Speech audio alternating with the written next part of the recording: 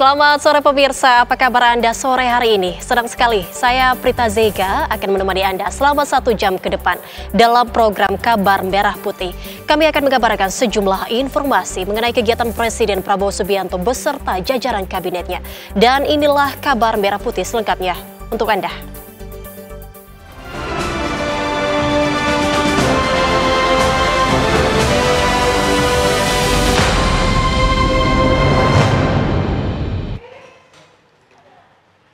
Kita awali Kabar Merah Putih sore hari ini pemirsa. Presiden RI Prabowo Subianto dan Presiden Mesir Abdel Fattah El-Sisi kompak menyuarakan gencatan senjata di Palestina. Prabowo juga mengatakan Indonesia dan Mesir memiliki kesamaan memandang Islam moderat yang junjung tinggi toleransi dan perdamaian.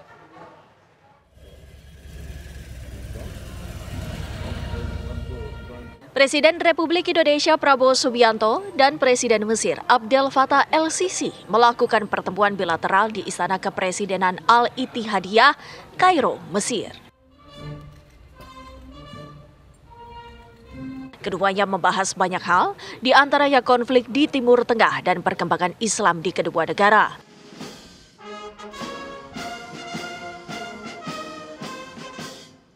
El-Sisi menyebut Mesir dan Indonesia memiliki sejumlah pandangan yang sama, khususnya soal konflik yang terjadi di Timur Tengah. Ia mengatakan dirinya dan Prabowo sama-sama mendorong gencatan senjata di Palestina.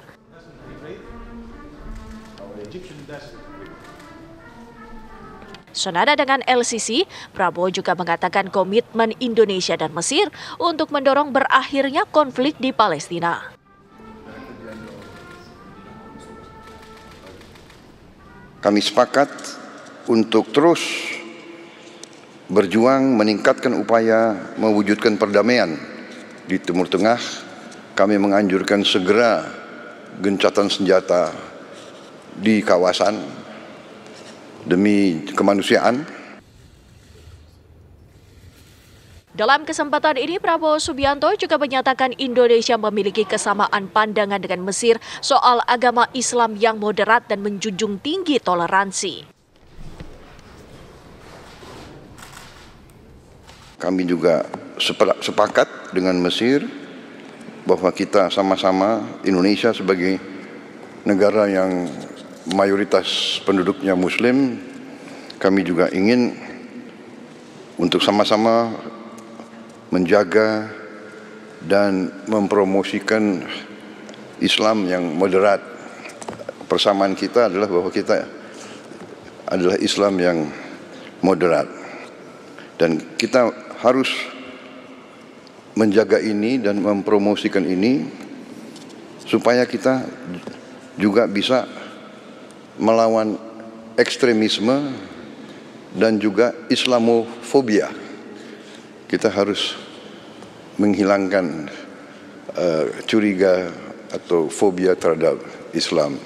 Islam pada dasarnya adalah Islam yang ingin perdamaian. Prabowo turut mengucapkan rasa terima kasih atas hubungan kerjasama yang terjalin antara Indonesia dan Mesir selama ini. Apalagi Mesir adalah negara pertama yang mengakui kemerdekaan Indonesia. Dari Kairo, Mesir, tim TV One mengabarkan. Dalam pertemuannya dengan Presiden Mesir, Prabowo Subianto menekankan keinginan untuk meningkatkan kerjasama antara Indonesia dan Mesir di berbagai bidang, mulai dari perdagangan hingga pendidikan.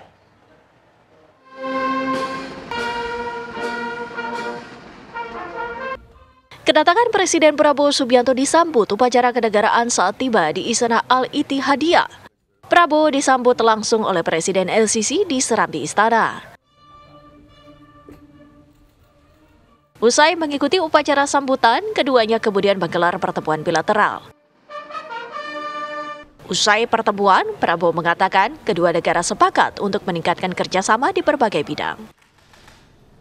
Di bidang bilateral kami memiliki hubungan yang baik, tapi kita ingin tingkatkan hubungan ini di bidang ekonomi, khususnya perdagangan, di bidang industri, teknologi, pendidikan, pariwisata, dan pertahanan. Kami sudah sepakat, kami akan tindak lanjut. Kita sudah punya Joint Trade Council. Untuk menindaklanjuti hal ini, Indonesia akan segera mengirim delegasi tingkat tinggi yang akan berhubungan dengan pemerintahan Mesir serta berhubungan dengan pengusaha-pengusaha Mesir. Tim TV One mengabarkan. Presiden Prabowo Subianto menegaskan pentingnya menjaga kekayaan negeri dengan berbagai cara, termasuk menagih kembali kerugian negara dari para koruptor. Hal itu ia sampaikan di sela kunjungan kerja di Mesir.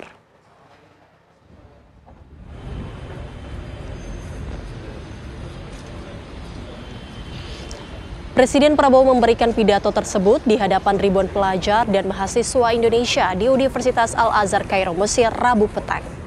Prabowo menegaskan pemerintahannya memiliki fokus menghilangkan kemiskinan dari bumi Indonesia. Salah satunya dengan cara menjaga kekayaan Indonesia agar tidak bocor maupun dicuri oleh siapapun. Presiden bahkan membuka kemungkinan memberikan ampunan bagi para koruptor asal mengembalikan semua yang sudah dicuri. Hal tersebut dikemukakan dengan sebagai upaya mengembalikan kekayaan dan aset bangsa. Dalam kesempatan yang sama, Presiden juga mengingatkan semua aparatur negara untuk taat hukum dan menunaikan kewajiban kepada bangsa dan negara.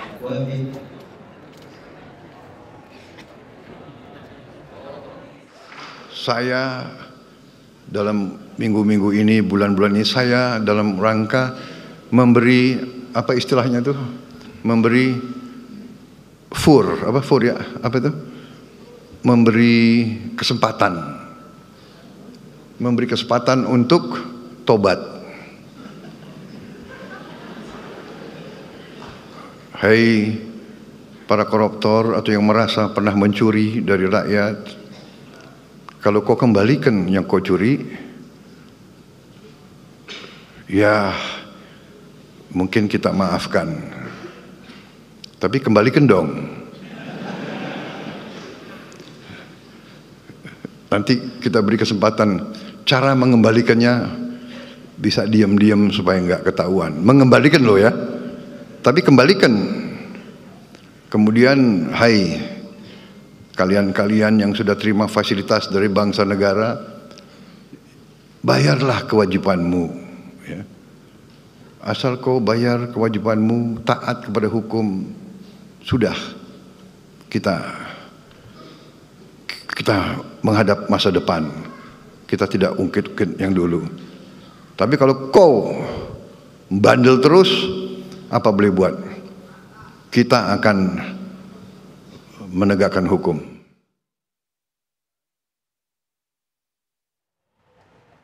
Pemirsa, kabar Merah Putih akan kembali sesaat lagi usai jeda. Tetaplah bersama kami.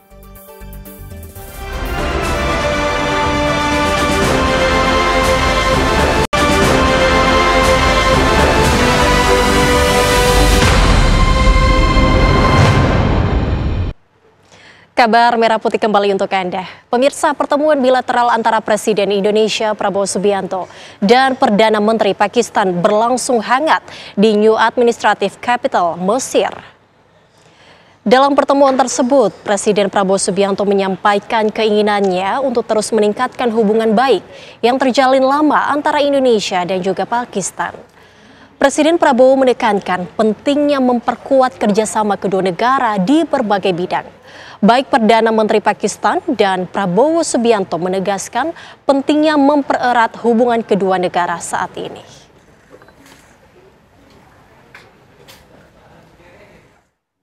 Baru saja ketemu dengan Perdana Menteri Pakistan, juga membicarakan kemungkinan kerjasama, meningkatkan kerjasama di bidang ekonomi dan perdagangan, dan besok kita tentunya akan ketemu dengan anggota-anggota D8 yang lain. Saya kira ya ini dalam rangka terus kita membangun hubungan untuk saling mencari peluang dalam keadaan yang tidak pasti, biar ekonomi kita masing-masing kuat, begitu. Dalam rangkaian lawatannya ke Mesir, Presiden Prabowo Subianto menggelar pertemuan dengan ribuan mahasiswa Indonesia yang tengah menempuh pendidikan di Universitas Al-Azhar Kairo. Dalam pertemuan tersebut, Presiden Prabowo memberikan motivasi kepada mahasiswa untuk terus semangat menuntut ilmu.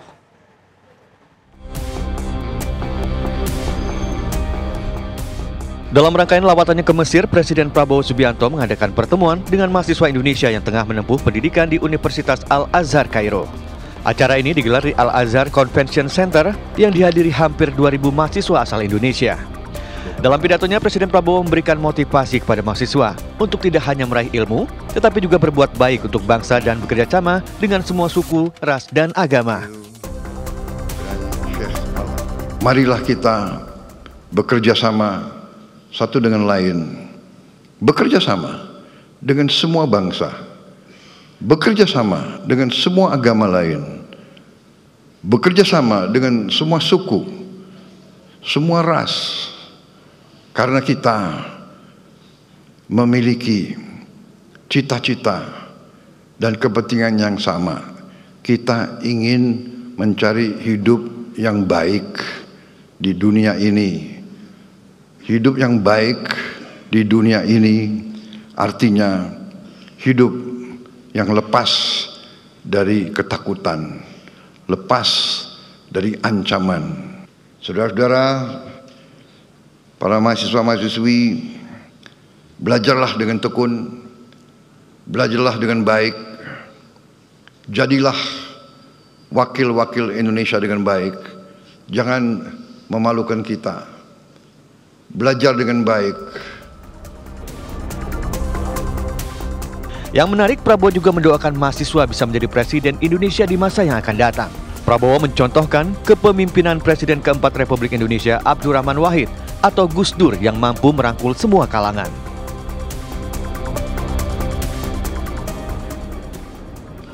Saudara, sebagai anak-anak muda, harapan kita semua, kalau Al-Azhar pernah melahirkan seorang presiden, siapa tahu di antara yang duduk di depan saya suatu saat bisa juga menjadi Presiden Republik Indonesia yang akan datang.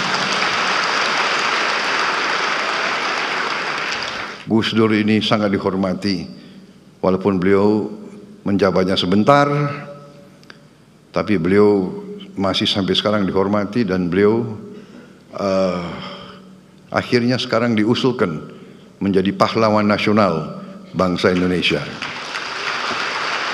Saudara-saudara sekalian, ini saya kira salah satu contoh alumni Al-Azhar yang sempat menjadi pemimpin tingkat nasional di Indonesia, akhirnya menjadi presiden di Indonesia dan memberi kepemimpinan, kenegarawanan, leadership yang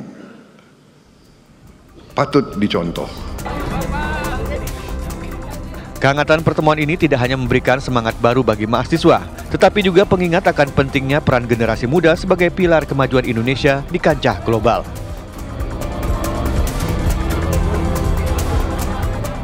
Dari Kairo, Mesir, Ikra Anggana, TV One mengabarkan.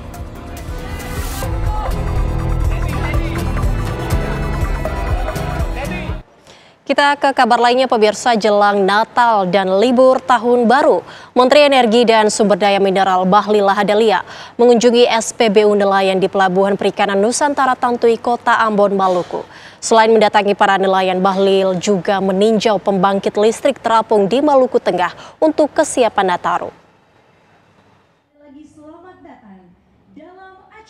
Menteri Energi dan Sumber Daya Mineral (ESDM) Bahlil Lahadalia meresmikan 31 penyalur bahan bakar minyak satu harga secara serentak dan terpusat di Terminal Terintegrasi Wayame, Kota Ambon, Maluku. Usai peresmian, Menteri ESDM mendatangi puluhan nelayan di Pelabuhan Perikanan Nusantara Tantui, Ambon. Bahlil memastikan ketersediaan bahan bakar minyak bersubsidi di SPBU Nelayan Tantui dipastikan aman menjelang Natal dan Tahun Baru.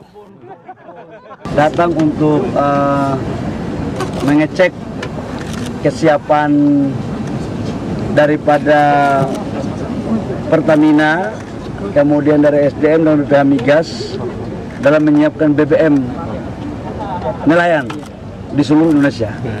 Karena Maluku ini kan adalah salah satu tempat hub untuk wilayah Maluku Utara, kemudian Papua. Jadi kita cek supaya pada saat Natal dan Tahun Baru aktivitas nelayan bisa berjalan dan stok BBM tetap tersedia. Dan alhamdulillah semuanya clear, lengkap. Dalam kunjungan kerjanya ke Maluku, Menteri SDM juga meninjau pembangkit listrik terapung tenaga mesin gas BMPP Nusantara 1 Wai di Maluku Tengah. Bahlil pun memastikan pasokan listrik di Maluku aman menjelang Natal dan Tahun Baru. Persediaan pasokan listrik menjelang Natal dan Tahun Baru. Tadi saya langsung ngecek PLT terapung yang baru kita kunjungi. Ternyata luar biasa sebagai pengganti dari yang lalu. Ini 60 megawatt. 60 megawatt. Jadi kapasitas terpasang sekarang di seluruh Ambon ini ada sekitar 100 megawatt. Dan kita di peaknya pun di antara 60 sampai 70. Jadi cadangannya masih ada sekitar 30. Jadi saya dapat pastikan dengan kesiapan yang dilakukan teman-teman PLN untuk persiapan Nataru, Natal Tahun Baru, insya Allah listrik aman.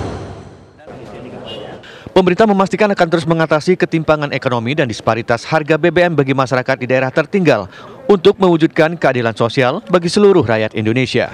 Dari Ambon, Maluku, Usman Mahu, TV One mengabarkan. Pemerintah memastikan kesiapan seluruh pihak untuk mengantisipasi risiko bencana hidrometeorologi menjelang libur Natal dan Tahun Baru.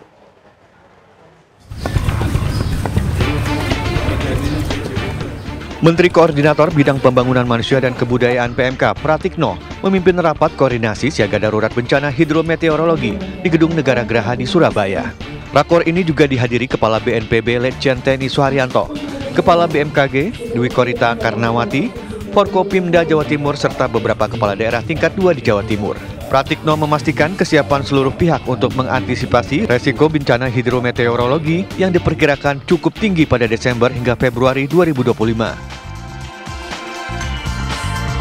Kita meyakinkan bahwa seluruh daerah di Jawa Timur siap untuk menghadapi resiko bencana hidrometeorologi yang memang dalam bulan Desember, Januari dan Februari itu akan diperkirakan cukup tinggi. Jadi tadi Kepala BMKG sudah menjelaskan sama cukup detail wilayah-wilayah mana yang berpotensi curah hujannya sangat tinggi, juga kemudian ada angin, ada ombak dan lain-lain. Itu yang harus kita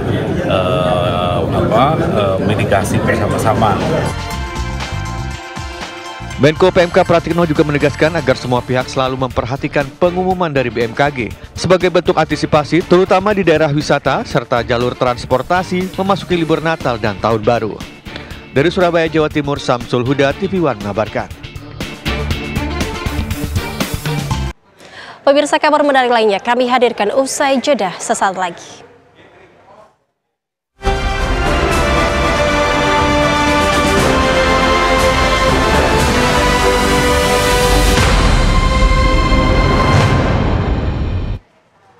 Anda kembali menyaksikan kabar Merah Putih. Pemirsa, ratusan warga yang tinggal di kolong jembatan Pasupati, Kota Bandung, Jawa Barat, dipindahkan ke rumah susun Ranca Ekek di Solokan Jeruk.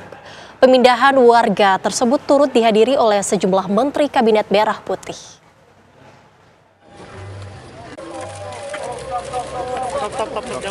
Menteri Koordinator Bidang Infrastruktur dan Pembangunan Kewilayahan Agus Harimurti Yudhoyono bersama dengan Menteri Perumahan dan Kawasan Pemukiman Marwarar Sirait serta Menteri Dalam Negeri Tito Karnavian meresmikan rumah susun untuk warga yang masuk dalam program penanganan pemerlu pelayanan kesejahteraan sosial atau PPKS yang terletak di kawasan Ranca Ekek, Kabupaten Bandung, Jawa Barat.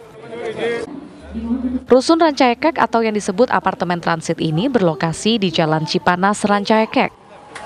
Di rusun ini ada 7 gedung yang di dalamnya terdapat 58 unit tempat tinggal. Setiap unitnya memiliki luas bangunan 36 meter persegi yang di dalamnya sudah dilengkapi dengan perabotan. Para penghuni di rusun ini merupakan warga yang sebelumnya tinggal di kolong jembatan Pasopati, Kota Bandung. Bekerja keras untuk menghadirkan perumahan yang semakin layak, yang sehat, yang bersih untuk masyarakat kita, terutama membantu masyarakat yang ekonomi sulit. Ini yang menjadi prioritas atas arahan dan kebijakan dari Bapak Presiden Prabowo Subianto. Kami harus selalu hadir dan semangatnya dengan sinergi dan kolaborasi bukan hanya pemerintah, antar pemerintah pusat dan daerah, tapi juga dengan seluruh stakeholders termasuk dunia usaha melalui kerjasama dan juga tanggung jawab secara moral dan sosial bersama-sama kita bisa mewujudkan perumahan yang semakin layak untuk rakyat. Selain tempat tinggal, pemerintah Provinsi Jawa Barat juga memberikan bantuan berupa uang sebesar Rp840.000 per bulan untuk setiap kakak. Selain itu, ada juga bantuan dari Basnas sebesar Rp600.000 per bulan per jiwa dan sebesar Rp1 juta per kakak untuk kelengkapan keluarga. Hal itu dilakukan sebagai langkah awal untuk memastikan kehidupan para peserta PPKS lebih stabil. Dengan kebijakan yang dilakukan hari ini membuktikan Pemda Jawa Barat dan juga 3 kota tadi dan 2 kota 1 kabupaten itu bekerja dengan kolaborasi yang luar biasa. Dan juga saya mendengar terima kasih karena CSR dari perusahaan-perusahaan yang ada di Bandung, ya di Jawa Barat juga itu sudah mulai terjadi, artinya gotong royong terjadi di sini. Jadi termasuk dari Basnas juga sangat membantu sekali. Jadi tadi kami melihat juga tempatnya sangat bagus, sangat manusiawi. Bayangkan ada dari bawah jembatan, ada yang tidak layak. Bisa nanti teman-teman lihat tempatnya sangat memadai. Sebanyak 98 kakak yang berjumlah 384 jiwa dipindahkan dari kolong jembatan Pasopati ke 2 rumah susun. 44 kakak dipindahkan ke rusun Rancaekek dan 50 kakak ke rusun Solokan Jeruk.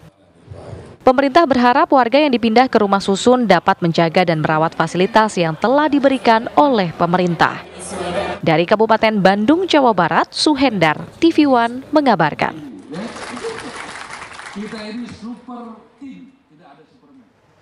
Pemirsa, Menteri Perlindungan Pekerja Migran Indonesia Abdul Qadir Karding berkunjung ke kantor TV One Pulau Gadung. Kunjungannya untuk menyampaikan beberapa program serta dalam rangka membangun kolaborasi dengan media. Kedatangan Abdul Qadir Karding disambut oleh pimpinan redaksi TV One Lalu Mara beserta jajaran direksi TV One. Dalam kunjungan itu ia menjelaskan sejumlah program kerja yang menjadi prioritas kementeriannya.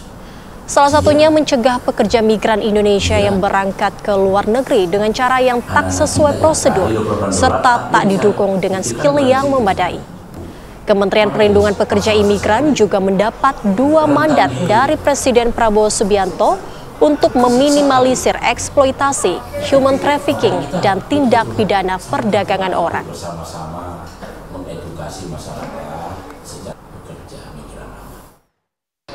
Terutama saya punya kepentingan, saya ingin minta tolong sama teman-teman media ini agar membantu kami, satu, mengedukasi masyarakat agar kalau mau berangkat bekerja itu kayak apa yang aman, kayak apa yang benar. Yang kedua tentu kita juga mau minta tolong kepada teman-teman media agar bersama-sama berkampanye agar menjaga masyarakat kita ini supaya ke luar negeri bekerja tidak mengalami eksploitasi. Kementerian Sosial menyalurkan bantuan sosial, program sembako dan program keluarga harapan kepada ratusan warga Sleman, Yogyakarta. Menteri Sosial Saifullah Yusuf meminta uang bantuan digunakan dengan benar dan tidak untuk bermain judi online.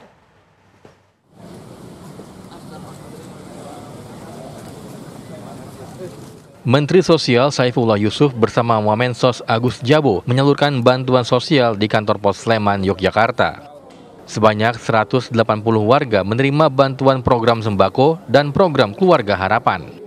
Bantuan diberikan kepada keluarga penerima manfaat seperti ibu hamil dan anak usia di bawah 6 tahun, pelajar, penyandang disabilitas berat, serta lansia. Dalam sambutannya, Mensos meminta para penerima bantuan dapat menggunakan uangnya untuk kebutuhan penting dan tidak digunakan untuk bermain judi online. Jadi tidak boleh digunakan sembarangan. Digunakan untuk hal-hal yang paling pokok, hal-hal yang paling penting.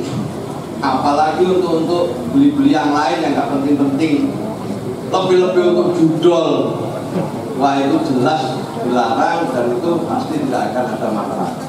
Artinya bantuan yang diberikan ini diharapkan memberikan manfaat, terutama kepada keluarga penerima manfaat, agar kebutuhan dasarnya terpenuhi. Pada penyaluran bantuan triwulan 3 dan 4 ini, Pos Indonesia mendapat alokasi 4,6 juta penerima di seluruh Indonesia. Untuk tahun ini, ya, untuk triwulan 3 dan 4 ini, Pos Indonesia untuk mendapat alokasi 4,6 juta penerima. Ya. Kemudian untuk Yogyakarta sendiri, itu alokasinya sekitar 12.000 ya. Dan untuk KC daerah Sleman ini, Kabupaten Sleman ya, itu ada 4.381 penerima. Dan hari ini kita kumpulkan ada sekitar 180 penerima yang dibayarkan di KC Sleman hari ini. Pemerintah berharap bantuan ini dapat memberikan manfaat bagi penerimanya. Dari Sleman, Yogyakarta, Andri Prasetyo, TV One mengabarkan. Pemirsa, pemerintah melalui Kementerian Kebudayaan gelar kegiatan apresiasi desa budaya sebagai bentuk dedikasi desa mengembangkan dan memanfaatkan potensi budaya dalam pembangunan. Apresiasi Desa Budaya tahun 2024 dilaksanakan di kawasan Desa Lalang, Kecamatan Manggar, Kabupaten Belitung Timur, Bangka Belitung. Berbagai kegiatan digelar seperti parade desa, perlombaan tradisi Desa Lalang, serta malam gelar budaya dengan penampilan tari dan musik tradisional. Menteri Kebudayaan Fadlizon turut memberikan penghargaan kepada 5 desa yang ditetapkan sebagai desa budaya karena memiliki komitmen dalam menjaga adat dan tradisi leluhur.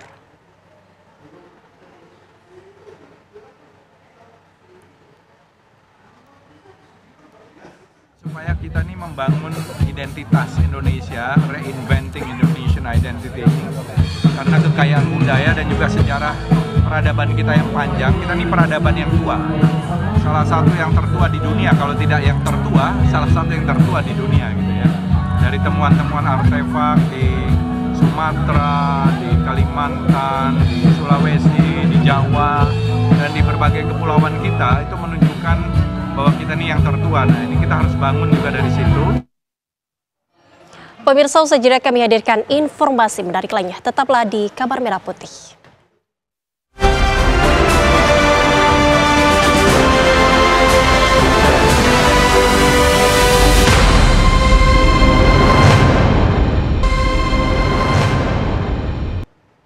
Terima kasih masih bersama kami.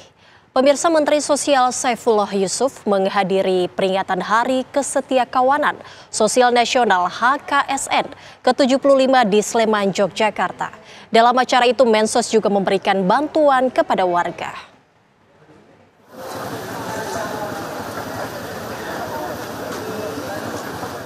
Menteri Sosial Saifullah Yusuf dan Wakil Menteri Sosial Agus Jabo menghadiri peringatan Hari Kesetiakawanan Sosial di Sleman, Yogyakarta. Sebanyak 5 titik dikunjungi Mensos beserta rombongan. Tujuan terakhir adalah Gedung Serbaguna Alun-Alun Denggung. Di tempat itu, Mensos bertemu sejumlah pilar sosial seperti agama hingga pendamping Resos. Mensos juga mengecek layanan kesehatan umum, layanan posyandu, hingga workshop mitigasi bencana. Program anchornya itu PKH, Program Keluarga Harapan, yang program ini dimaksudkan untuk memberikan perlindungan dan jaminan sosial, memenuhi kebutuhan dasar bagi kelompok atau keluarga penerima manfaat. Ditambah lagi ada program pembagian sembako 200.000 setiap bulan yang dikirim atau disalurkan setiap 3 bulan sekali. Ada program permakanan untuk para lansia. Sementara sebelumnya, dalam rangka peringatan Hari Kesetiakawanan Sosial Nasional, Menteri Sosial juga mengikuti kegiatan kerja bakti bersih-bersih sungai di Desa Talaga, Serang, Banten. Mensos meninjau langsung kegiatan kerja bakti tersebut dan berpesan agar semangat kerja bakti dapat diikuti oleh seluruh daerah. Kerja bakti. Tim TV One mengabarkan. Masalah utama hari-hari. Kementerian Kesehatan memperingati Hari Anti Korupsi Sedunia Hakordia 2024. Pada peringatan tahun ini, Kementerian Kesehatan mengambil tema Transformasi Internal, Wujud Komitmen Kementerian Kesehatan dalam Memberantas Korupsi. Dalam acara itu, Menteri Kesehatan Budi Gunadi Sadikin mengingatkan kepada jajarannya agar tak cepat berpuas diri meski sudah mendapat penghargaan anti korupsi dari internal maupun eksternal. Budi berpesan agar seluruh jajaran kementeriannya menghilangkan budaya korupsi dari yang terkecil untuk meningkatkan pelayanan kepada masyarakat. Maksudnya emas itu artinya kita mau jadi negara maju. Ya, negara maju itu definisinya secara ekonomi jelas. Tugas Menteri Kesehatan adalah ngontrol ini supaya seefisien mungkin, tapi bisa melayani masyarakat sebaik mungkin. Kalau kita nggak menghilangkan budaya korupsi, harga ini bisa turun. Kalau harga ini turun, pelayanan ke masyarakat bisa bagus. Jadi bukan hanya ini masalah budaya, tapi ekosistem kesehatan kita akan lebih sehat kalau harganya bisa turun. Uji coba program makan bergizi gratis terus dilakukan menjelang pelaksanaannya secara menyeluruh pada awal tahun depan. Di Kecamatan Bayan, Kabupaten Lombok Utara, Nusa Tenggara Barat, uji coba ini menyasar lebih dari 500 siswa seluruh tingkatan.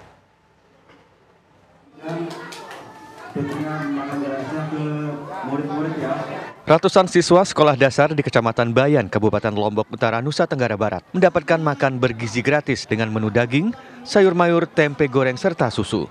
Simulasi makan siang gratis ini melibatkan lebih dari 100 pekerja, termasuk 24 orang ahli gizi. Uji coba dilakukan untuk mengukur kecepatan dan ketepatan sajian makanan yang disiapkan langsung dari dapur bergizi. Seluruh proses mulai dari penyajian hingga distribusi makanan diatur sedemikian rupa agar efektif dan memenuhi kebutuhan gizi anak-anak sekolah.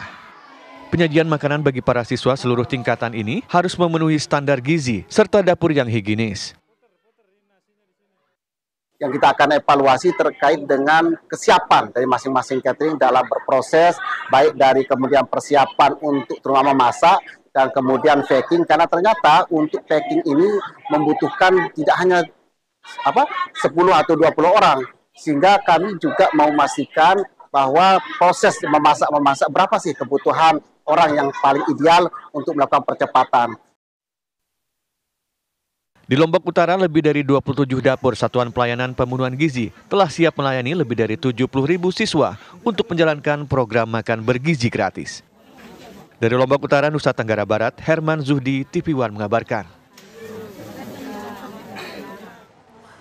Menteri Kependudukan dan Pembangunan Keluarga Kepala BKKBN Wihaji menghadiri acara wisuda lansia dari 85 sekolah lansia yang tersebar di sejumlah provinsi di Indonesia. Acara wisuda akbar ini diikuti oleh 2.882 lansia yang dilaksanakan di kantor BKKBN Jakarta Timur. Wisuda ini dilakukan selayaknya acara wisuda di perguruan tinggi. Para lansia terlihat mengenakan toga berwarna ungu dan kuning.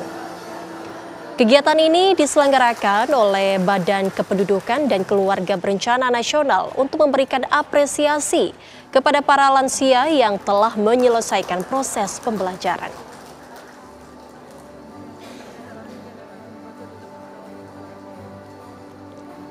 Hari ini 2.800-an yang diketahui sudah dari sekolah lansia dari berbagai provinsi. Tentu ini bagian dari kewajiban kementerian, khususnya di Kementerian Kemendikbangga yang mengurus dari hulu sampai hilir, dari calon pengantin sampai lansia. Dan ini akan kita lanjutkan nanti dalam salah satu quick win saya bersama dari kementerian tentang lansia berdaya. Karena tahun 2024 ini sudah ada 11,75% yang termasuk aging population. Pemirsa, kabar Merah Putih akan kembali sesaat lagi usai jeda berikut ini.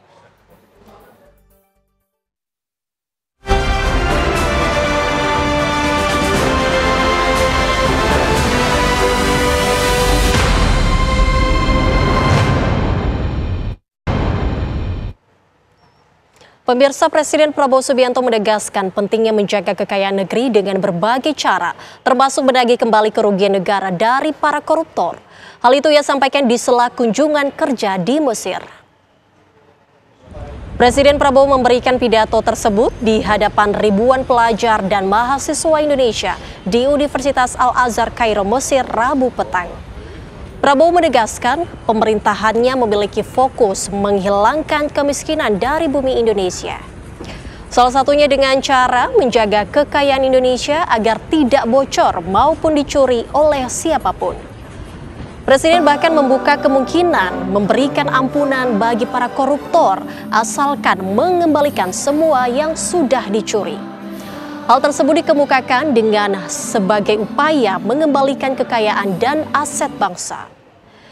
Dalam kesempatan yang sama, Presiden juga mengingatkan semua aparatur negara untuk taat hukum dan menunaikan kewajiban kepada bangsa dan negara.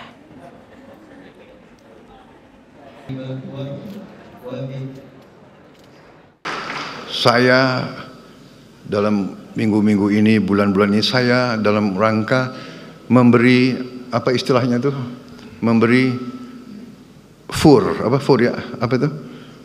memberi kesempatan untuk tobat. Hai para koruptor atau yang merasa pernah mencuri dari rakyat, kalau kau kembalikan yang kau curi, ya mungkin kita maafkan, tapi kembalikan dong. Nanti kita beri kesempatan cara mengembalikannya, bisa diam-diam supaya nggak ketahuan. Mengembalikan loh ya, tapi kembalikan. Kemudian, hai kalian-kalian yang sudah terima fasilitas dari bangsa negara, bayarlah kewajibanmu. Ya. Asal kau bayar kewajibanmu, taat kepada hukum, sudah kita menghadap masa depan. Kita tidak ungkit-ungkit yang dulu. Tapi kalau kau bandel terus, apa boleh buat? Kita akan menegakkan hukum.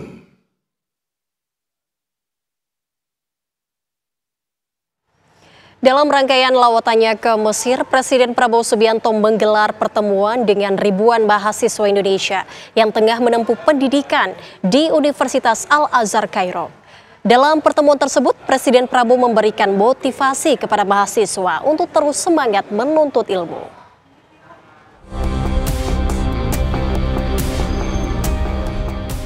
Dalam rangkaian lawatannya ke Mesir, Presiden Prabowo Subianto mengadakan pertemuan dengan mahasiswa Indonesia yang tengah menempuh pendidikan di Universitas Al-Azhar Kairo. Acara ini digelar di Al-Azhar Convention Center yang dihadiri hampir 2.000 mahasiswa asal Indonesia. Dalam pidatonya, Presiden Prabowo memberikan motivasi kepada mahasiswa untuk tidak hanya meraih ilmu, tetapi juga berbuat baik untuk bangsa dan bekerja sama dengan semua suku, ras, dan agama. Marilah kita bekerja sama satu dengan lain, bekerja sama dengan semua bangsa, bekerja sama dengan semua agama lain, bekerja sama dengan semua suku, semua ras, karena kita memiliki cita-cita dan kepentingan yang sama. Kita ingin mencari hidup yang baik di dunia ini. Hidup yang baik di dunia ini artinya hidup yang lepas dari ketakutan, lepas dari ancaman. Saudara-saudara, para mahasiswa-mahasiswi, belajarlah dengan tekun, belajarlah dengan baik, jadilah wakil-wakil Indonesia dengan baik. Jangan memalukan kita. Belajar dengan baik. Yang menarik, Prabowo juga mendoakan mahasiswa bisa menjadi presiden Indonesia di masa yang akan datang. Prabowo mencontohkan kepemimpinan Presiden keempat Republik Indonesia Abdurrahman Wahid atau Gus Dur yang mampu merangkul semua kalangan.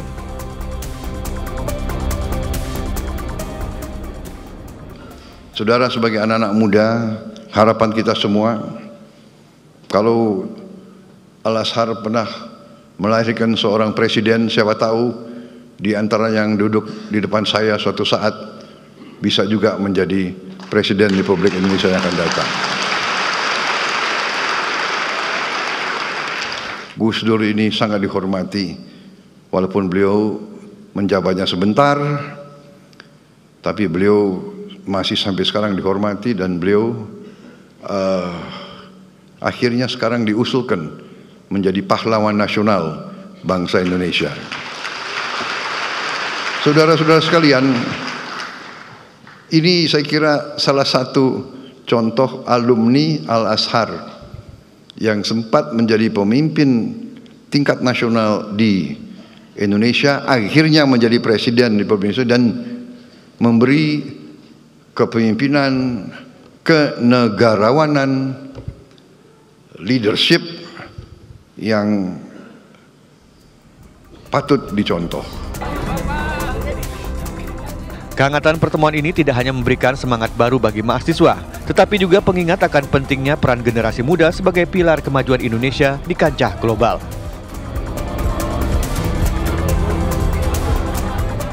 Dari Kairo, Mesir, Ikra Anggana, TV One mengabarkan.